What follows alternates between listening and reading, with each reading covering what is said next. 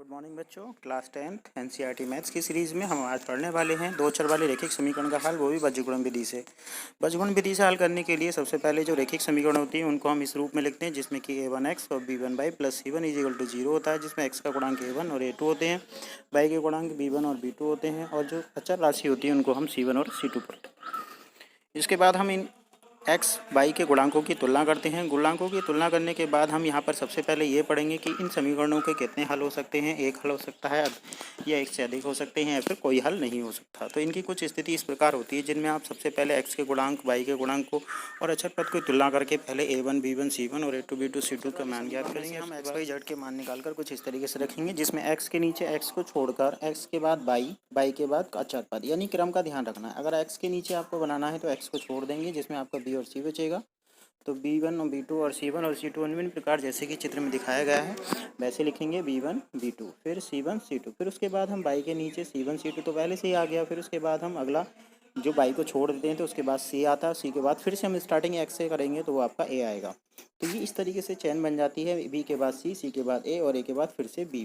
लेकिन जो अचर पद है उसमें हमारा कोई भी चर नहीं है, तो इसलिए हम वहाँ पर बंद दिखाते हैं। इस तरीके से x के बटे में ये इस तरीके से हम पहला मुख्य विकर्ण होता है, ये द्वितीय विकर्ण होता है, ये मुख्य विकर्ण होता है, ये द्वितीय विकर्ण होता है, ये मुख्य विकर्ण होता है, ये द्वितीय विकर्ण होता है। तो पहले मुख्य विकर्ण की गुणा करते हैं, उसके बाद मुख्य विकर्ण की, द्वितीय विकर्ण की, और उसके बाद ये कुछ इस तरीके से बन जाता है जैसे कि ऊपर दिखाया गया है। x/b1 c2 minus b2 c1, फिर y के अपॉन में c1 a2 minus c2 a1, और 1 के अपॉन में a1 b2 minus a2 b1।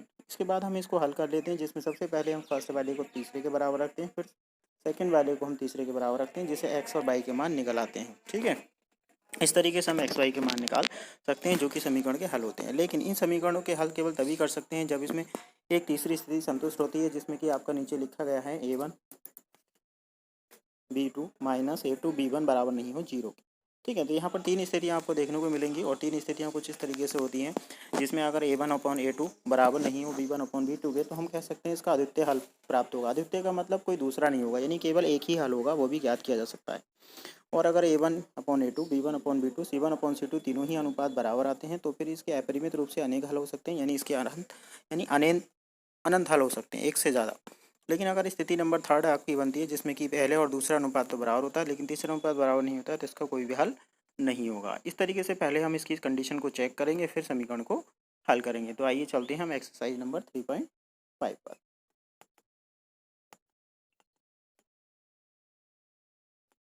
3.5 exercise में आप देख रहे हैं, पहला क्वेश्चन लिखा है x माइनस 3y माइनस के 3 = 0 एंड 3x माइनस के 9 माइनस के 2 = 0। अगर हम पहले क्वेश्चन को नोट करें तो सबसे पहले हम a1 a2 b1 b2 c1 c2 के मान ज्ञात करेंगे।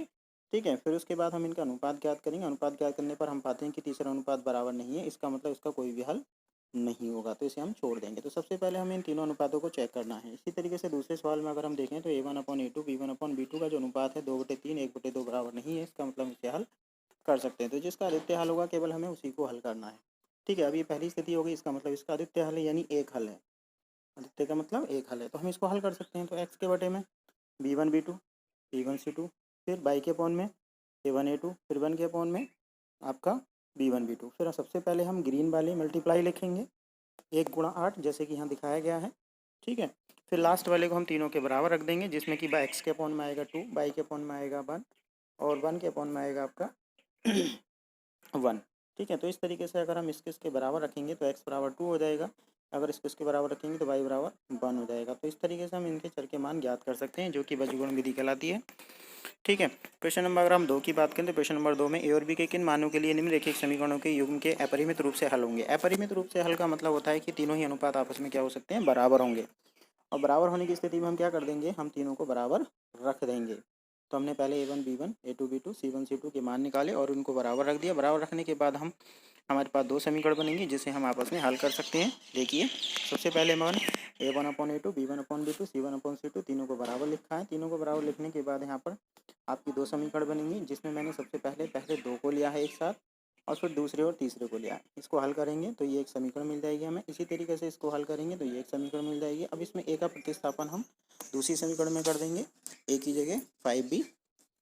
ठीक है, तो उस तरीके से हम बी का मान निकाल सकते हैं, या फिर हम बी का मान ए के पदों में रख सकते हैं और वहाँ से ए का मान निकाल सकते हैं। तो ये दोनों समीकरणों को आप प्रतिस्थापन विधि से हल कर सकते हैं, विलोपन विधि से हल कर सकते हैं। इस तरीके से आप ए और बी के मान निकाल लेंगे। तो कुछ स्थितियाँ ऐसी होंगी जो कि क्वेश्चन के अकॉर्डिंग हमें सॉल्व करना होगा। ठीक है, तो इसी तरीके से हम क्वेश्चन नंबर 3 को भी हल करेंगे, जिसमें प्रतिस्थापन विधि लगी है और बीजगणित विधि लगी है। तो इसे बीजगणित विधि और प्रतिस्थापन विधि दोनों से करेंगे। अगर कहीं कुछ चीज़ समझ में नहीं आती है तो उसे आप पूछ सकते हैं, मेरे व्हाट्सअप नंबर पर पूछ सकते हैं या फिर आप ग्रुप में भी पूछ सकते हैं। गुड मॉर्निंग बच्चों, क्लास 10th एनसीईआरटी मैथ्स की सीरीज़ में हम आज पढ़ने वाले हैं दो चर वाले रैखिक समीकरण का हल, वो भी बीजगणित विधि से। बीजगणित विधि से हल करने के लिए सबसे पहले जो रैखिक समीकरण होती हैं उनको हम इस रूप में लिखते हैं, जिसमें कि a1x और b1y प्लस c1 = 0 होता है, जिसमें x का गुणांक a1 और a2 होते हैं, y के गुणांक b1 और b2 होते हैं, और जो अचर राशि होती है उनको हम c1 और c2 पढ़ते हैं। इसके बाद हम इन x y के गुणांकों की तुलना करते हैं। गुणांकों की तुलना करने के बाद हम यहाँ पर सबसे पहले ये पढ़ेंगे कि इन समीकरणों के कितने हल हो सकते हैं। एक हल हो सकता है या एक से अधिक हो सकते हैं या फिर कोई हल नहीं हो सकता। तो इनकी कुछ स्थिति इस प्रकार होती है, जिनमें आप सबसे पहले x के गुणांक, y के गुणांक को और अचर पद की तुलना करके पहले a1 b1 c1 और a2 b2 c2 का मान ज्ञात करेंगे। उसके बाद